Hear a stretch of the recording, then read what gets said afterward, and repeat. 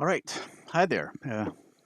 As I was scripting the next episode, looking at how voting rights are being attacked right now, a couple things happened over the weekend that I can't let slip by without saying something.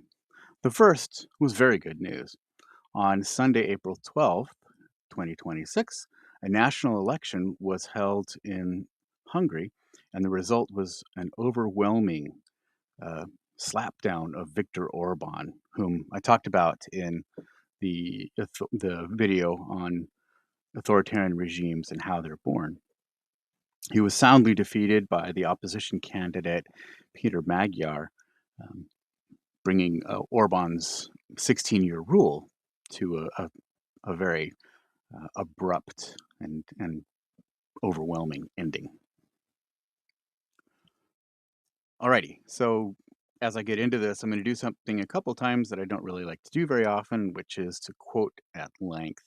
But this is a good encapsulation of what we're seeing in the US. This quote comes from a Center for American Progress report entitled How Democracies Defend Themselves Against Authoritarianism, published in April of 2025 and written by Robert Benson. In the report, the author looks at several contemporary examples of authoritarian regimes, including Hungary. And about that country, Benson wrote, Hungary's Fidesz, so Viktor Orban's party, wrote the playbook on executing the dismantling of democratic checks and balances. Orban and his party have redrawn electoral districts to entrench their partisan advantage, stacked the courts with loyalists to neutralize oversight, and imposed media regulations that stifle independent journalism, transforming once trusted public broadcasters into veritable government mouthpieces. I'll get at all of these points uh, in time, but what I think is important here is to note how Trump and MAGA Republicans have mirrored Orban and Fidesz, especially with respect to trying to meddle with elections. Now, I think it's really important to notice, too, that since Orban came to power in 2010, um, Orban has been a kind of a darling for the far right in the United States. Right. So Benson pointed out that one of Orban's first actions when he took power in 2010 was to rework voting in a very pointed way. Votes are allocated in two ways in Hungary: single member districts and proportional representation. Single member districts is the model that Americans use to elect congressional representatives. Candidates are chosen based on specific geographical criteria. So geographical areas in Hungary are based on a first past the post model, similar to what we have in the United States, meaning that the first candidate to win a majority wins the seat. This is how the first 106 out of the total 199 seats in the Hungarian National Assembly are chosen. The additional 93 seats, however, are won by proportional representation. And this could be based on what we might call a popular vote in the United States. Since there are more than two parties in Hungary, the last 93 seats are decided by the proportions of the total votes each party receives. These are called party lists. Parties that pass certain thresholds are awarded seats based on their percentages. All right, so this electoral system was designed by Orban and his cronies to stack the proverbial deck for Fidesz, his party, by setting up a rather complex system that created more seats by effectively double dipping the vote count. Here's another long quote from Benson. Sorry. For example, when a party wins 60% of the vote in a rural SMD, so single member district, it not only secures the seat for that district, but also contributes to a surplus formula where any margin beyond the winning threshold is then added to a national tally, boosting the party's seat allocation beyond its strict proportional share. The result is grossly inflated representation. Fidesz has also raised the threshold for qualifying for proportional representation, making it significantly harder for smaller or newer parties to gain a foothold.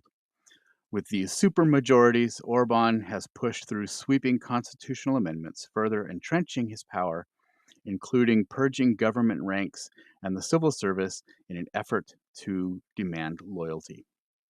So, for the past 16 years, Orban was able to stay in power by virtue of the fact that he had stacked the system on his own behalf. So, such an attempt to stack the electoral deck should sound familiar. Remember when Trump called on Texas to redistrict mid census cycle, which is very out of character, to create 5 more congressional seats in June 20 of 25. I'll put a link to the description below to an article on that. All right, so Professor Nira Barend of the University of Cambridge noted that Orban's own system actually worked against him on Sunday night as TISA, the majority opposition party, which is center right, won 53.6% of the vote.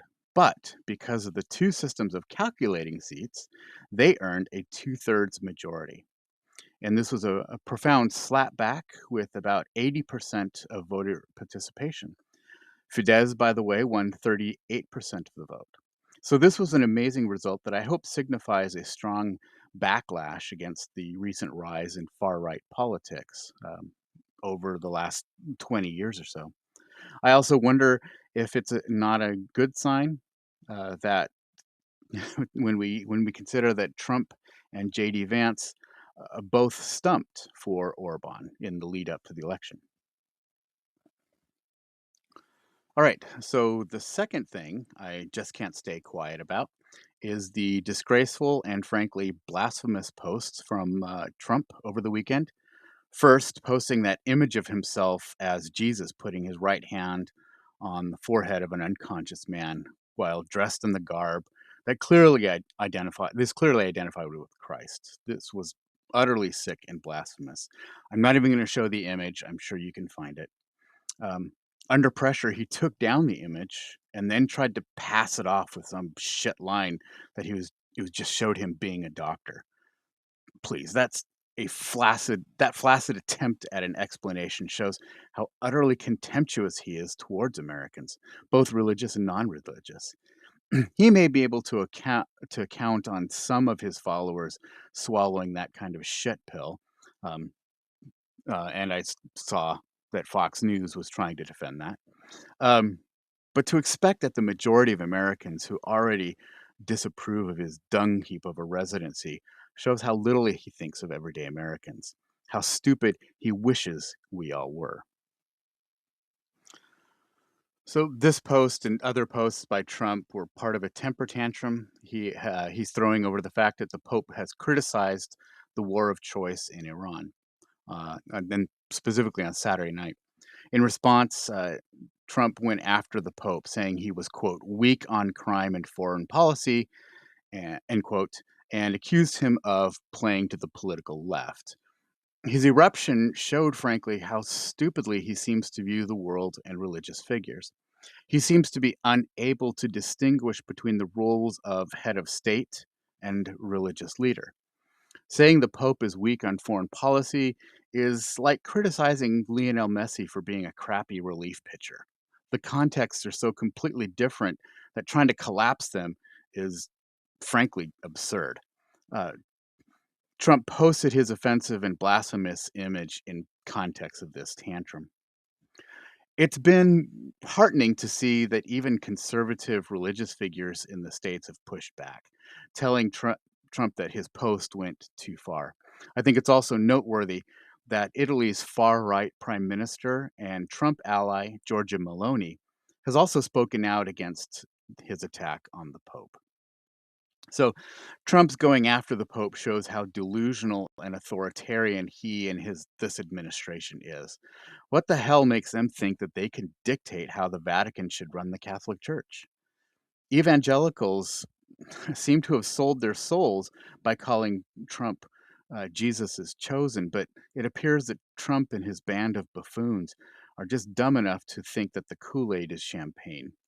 It's a dramatic demonstration of how shallow his cosplay Christianity is, and I'm glad and happy to see that he's getting a lot of pushback for it. Alrighty, I'll see you next video.